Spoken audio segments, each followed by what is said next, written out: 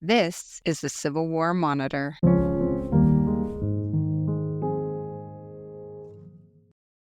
Civil War Curious is brought to you by the Civil War Monitor, a magazine that offers a fresh view of America's greatest conflict through the contributions of the country's top historians.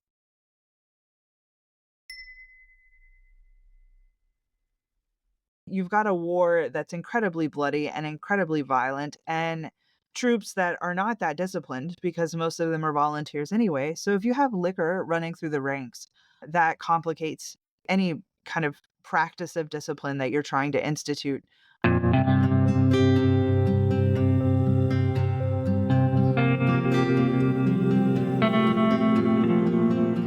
I'm Terry Johnston, publisher and editor-in-chief of the Civil War Monitor, and this is Civil War Curious, our podcast in which we get experts to answer your Civil War questions. On today's episode, I'm joined by historian Megan L. Bever, Associate Professor of History at Missouri Southern State University, and author of At War with King Alcohol, Debating Drinking and Masculinity in the Civil War. She discusses the prevalence of alcohol in Civil War armies and the many issues that resulted from its presence. Megan, thanks very much for joining me today. Absolutely. Today's question is from an anonymous reader who asks, how prevalent was alcohol use among Civil War soldiers? Was it considered a problem? And if so, how was it dealt with? Why don't we start with the first part of that? How common was alcohol use in Civil War armies? That's a great question, and it doesn't have a straightforward answer. The answer is that it was incredibly common, but also there were shortages. So it depends on where soldiers were. Federal soldiers had more access to liquor than their Confederate counterparts. That being said, Confederate soldiers found plenty of opportunities to scrounge up liquor, whiskeys, or brandies for purchase, generally from civilians. Federal soldiers, it really depends on where they're at. If they are in the Eastern Theater, closer to Washington, D.C., or in Virginia, they probably have a steadier supply than they do, say, if they're in the Western Theater or even further out in the Trans-Mississippi, where you've got guerrillas disrupting supply lines. So it's not easy to get at, but the supplies varies. I would say Union soldiers, much more than their Confederate counterparts, have access to rations that are coming from a military source. Let's talk about that. People might not know this, and you write about this in your book, but during the Civil War, there was something called a spirit ration in the armies. What exactly was that? So both the Union and the Confederate militaries, they use spirit rations or a liquor ration to promote health of soldiers. And this can be everything from using it to cut quinine to help guard against malaria, to treat wounds or illnesses, or something more nebulous, like using it to stave off exposure or to help soldiers be less fatigued if they're doing something like digging trenches or building bridges or something like that. So again, both federal and Confederate forces use rations that way. Federal forces have a steadier access to the liquor they need, generally whiskey, to hand out those rations. Another thing from your book that I found interesting is that even though these spirit rations were sanctioned by the military, whether troops received them could be dependent on who their officers were. So if your officer was, say, a temperance man, he might not distribute the rations to his troops, right? Right. The military leaves it to the discretion of the commanding officer when troops should get liquor. So, in some cases, you have commanding officers who are super pragmatic. You might even have somebody at the rank of general or colonels that are going to hand out rations to their troops when they think they need them, typically for health reasons or maybe to raise morale. But then you also have these other guys. Oliver Otis Howard is one of them. They don't like liquor. They're temperance proponents themselves. They abstain from drinking, and so they won't give it to their soldiers. And it creates a haphazard access to liquor and some jealousy and some resentment among some of the soldiers. Yeah, and another thing you wrote about is how there was a different standard when it came to alcohol use between officers and enlisted men. Officers were actually allowed to drink, right? Officers are allowed to keep liquor in their private stores, and that understanding, that permission had predated the war. It's a perk of rank. Enlisted men are not allowed to keep liquor in their private stores. That doesn't mean they never have it, but it's contraband. So enlisted men have to wait. They either have to wait for an officer to decide he's doling out rations, or they have to get it illegally. They have to find a civilian who's selling it.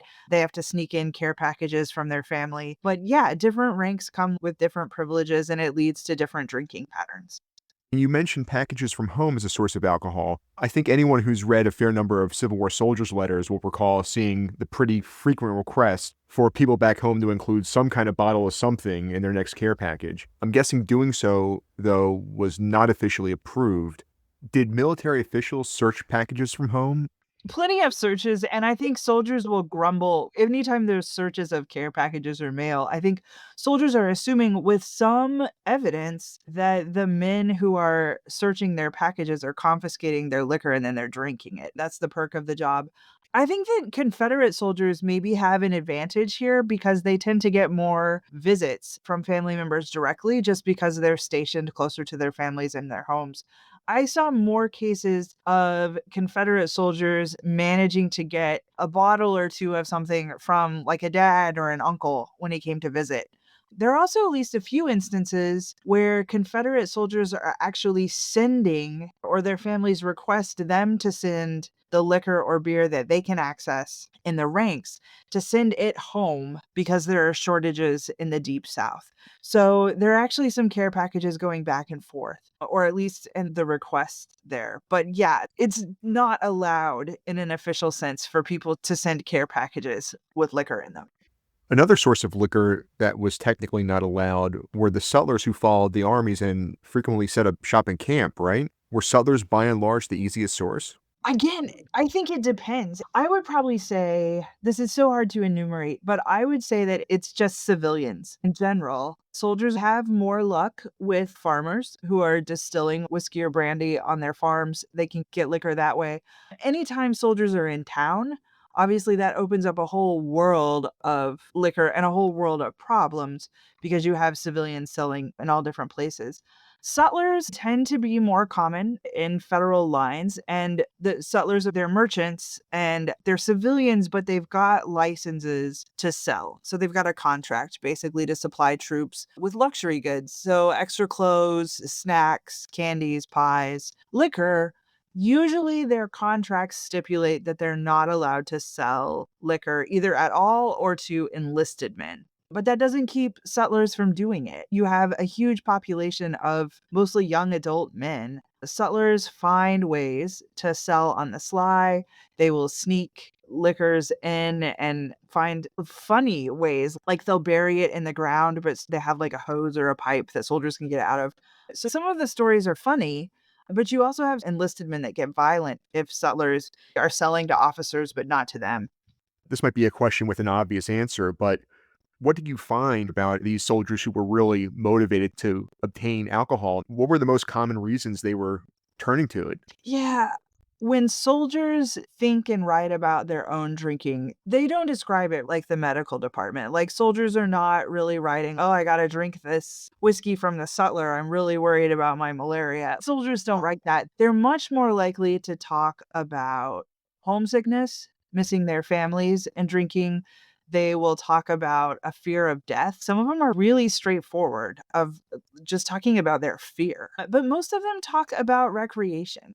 There are some funny stories of guys just getting drunk, having parties, falling in the bushes, telling other soldiers that they love them. Just the typical stories that young adults, teenagers drinking.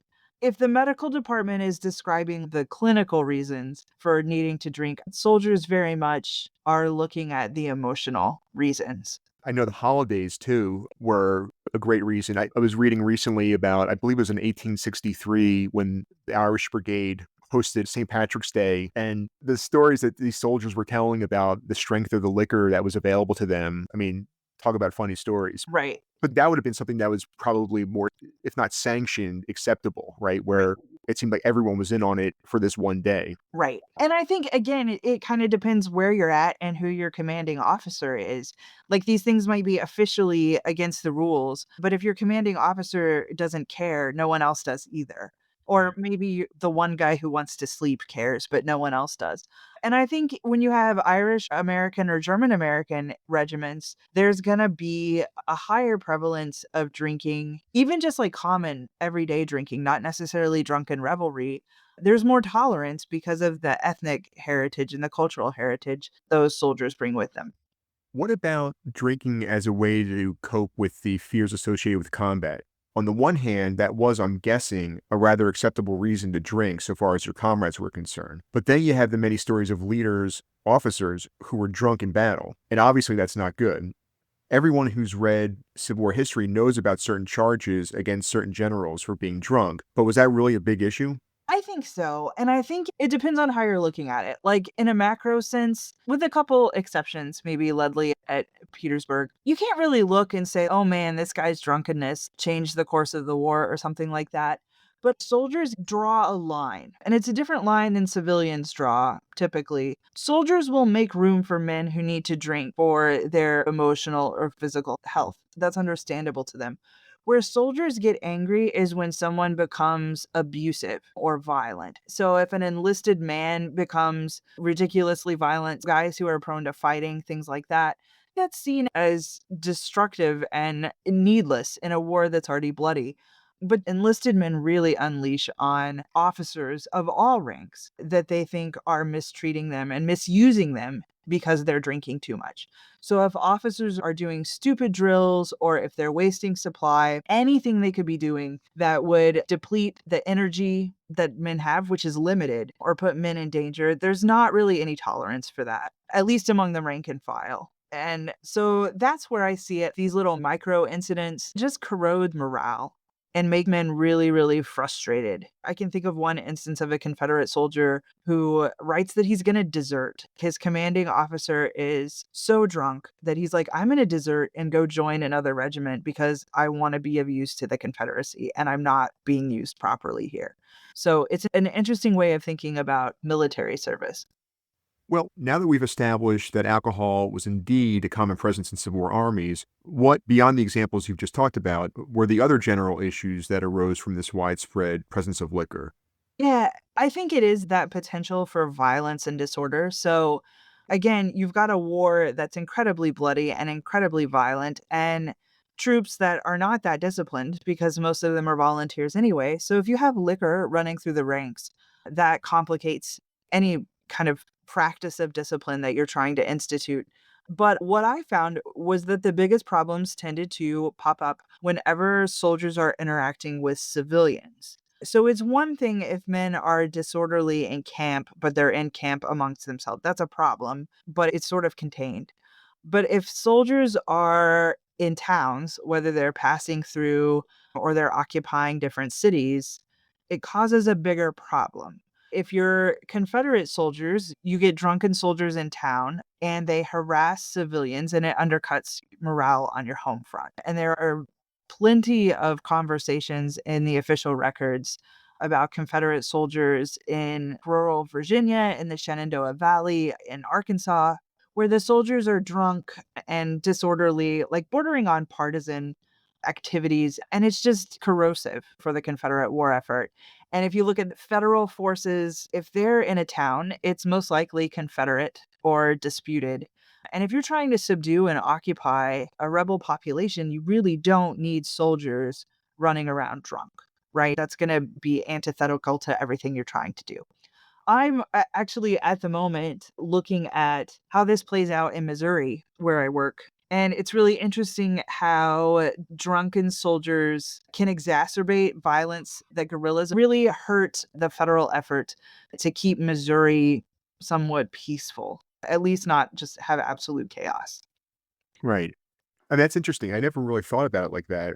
Whereas an occupying force, you want to cause the least amount of disruption, especially with the folks you're occupying, and drunkenness doesn't help. So, how did military authorities deal with instances like this? I'm sure there were a variety of punishments, but what did these look like? It depends. They have these really ineffective attempts to punish soldiers after the fact for getting drunk, sort of public humiliation. Some men have more serious offenses where they do actually get confinement or something like that.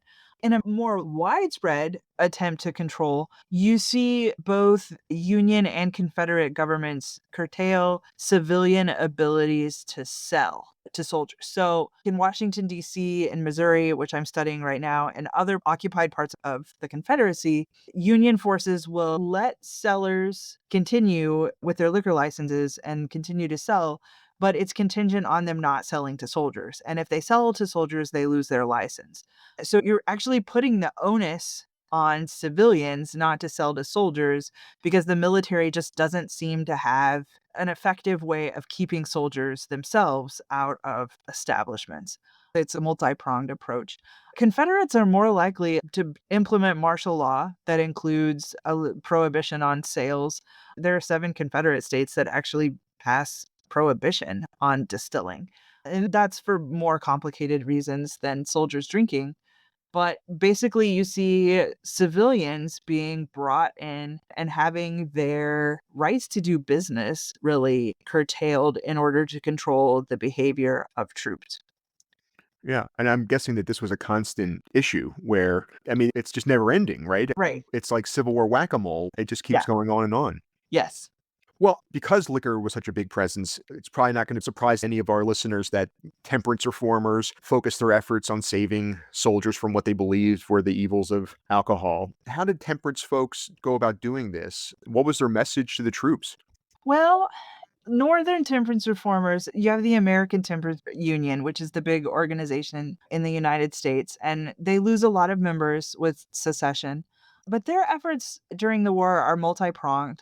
They send a lot of tracts and reading material, and the subject of those really run the gamut from, you should worry about your soul, you don't want to die a sinner, the very practical drinking will kill you, so don't do it, right? Any kind of approach they could get that they think might appeal to young men, they try to use it. They try to get guys to sign the pledge before they ever leave. They're really worried that once they get away from their families, they're going to drink unless they've made that commitment to stay sober before they ever leave. They're also working at the top, trying to get Congress to get liquor rations out of the military. And they don't have much success. So they have a multi pronged approach. This let's convert the soldiers individually, appeal to their morality or their pragmatism, but also working to prohibit liquor rations.